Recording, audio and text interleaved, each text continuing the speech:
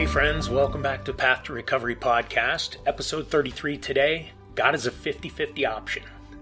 When it's said like that, we believe we have other choices, which we do, sort of. We just have to make sure we choose the best option for our healthy, healing self. Now, before we get started, please do me a favor. Like, subscribe, favorite, and follow this podcast. That way it can help me continue to provide healing information for those in need. And please, by all means, share it with someone you know that could possibly benefit from it, because it may be the catalyst to changing their lives. Alright, so why did I title this God is a 50-50 option? It gets deep, but in short, it's because when people are already connected to God, they know God exists.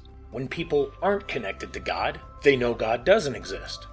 I'll say this, they know God does or doesn't exist because our belief is actually the creation point of what we think, say, and how we behave.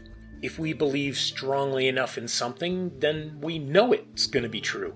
So the knowing of something means that deep in our hearts, in our core values, in our minds, it has become our truth. Here are a couple of examples for you to chew on. Is the sky blue?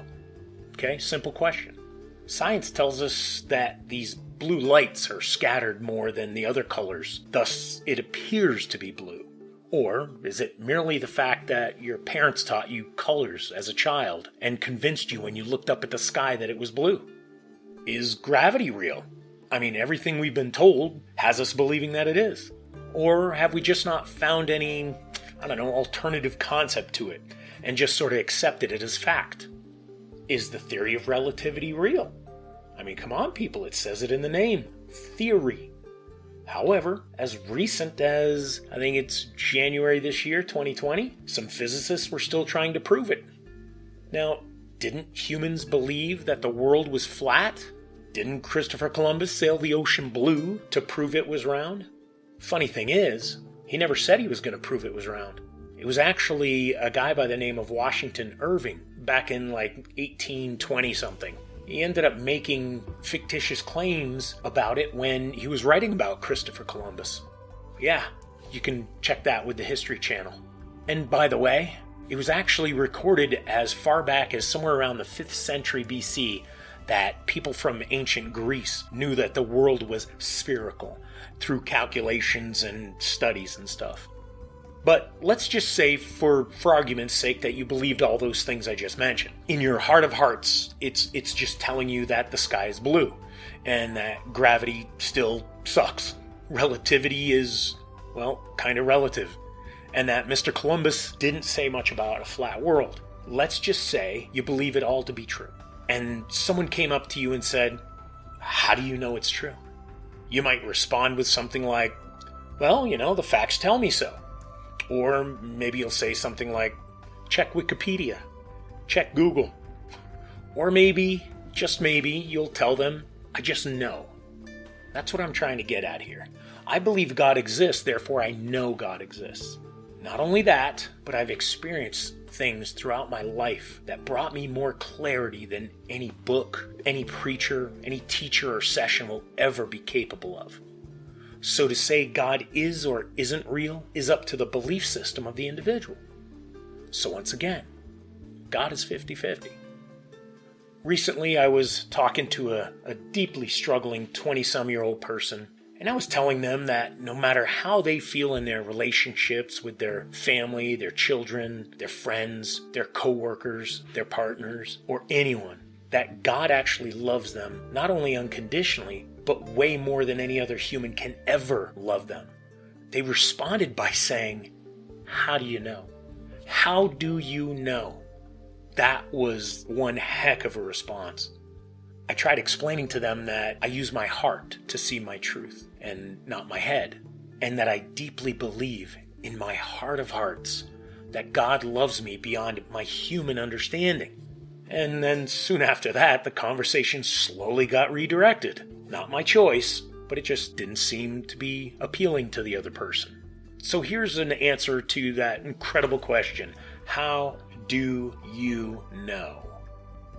Now, I sort of answered the youngster's question earlier, but let's kind of see it in a little differently. Since God is a 50-50 option, so to speak, as a believer, I have only one option, and that's to say I know that God loves me unconditionally because I believe it does.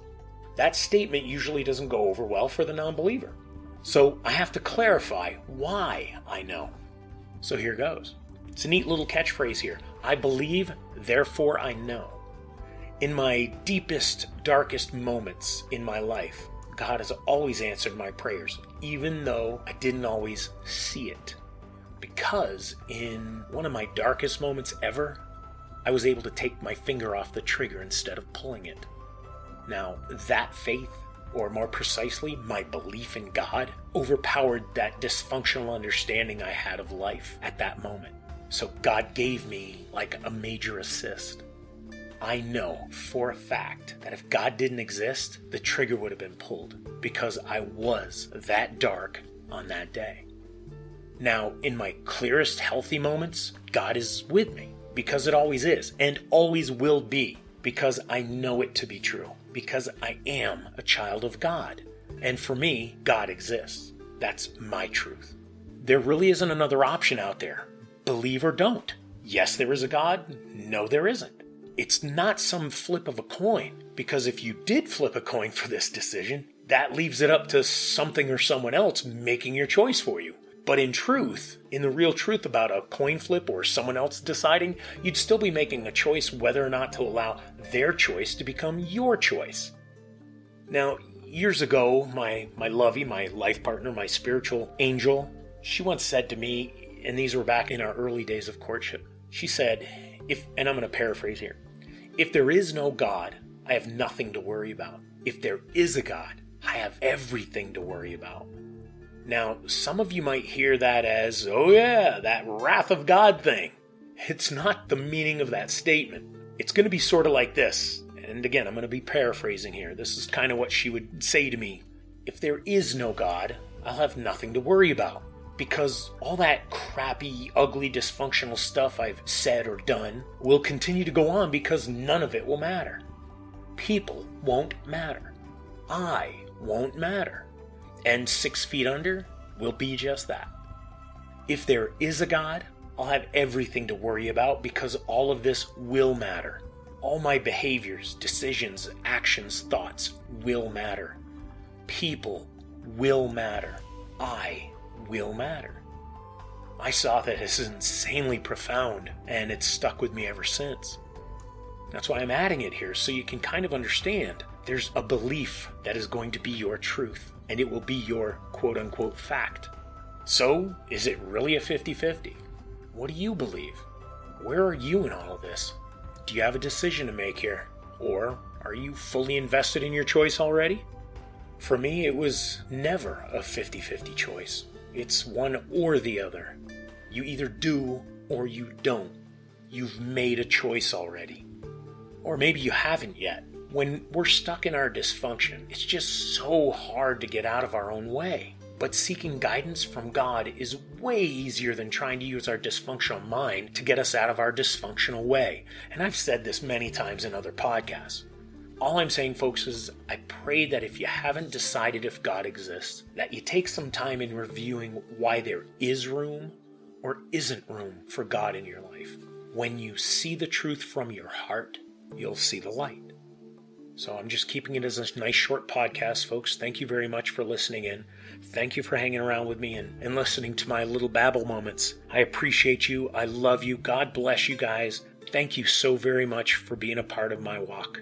I hope to have you on my next podcast.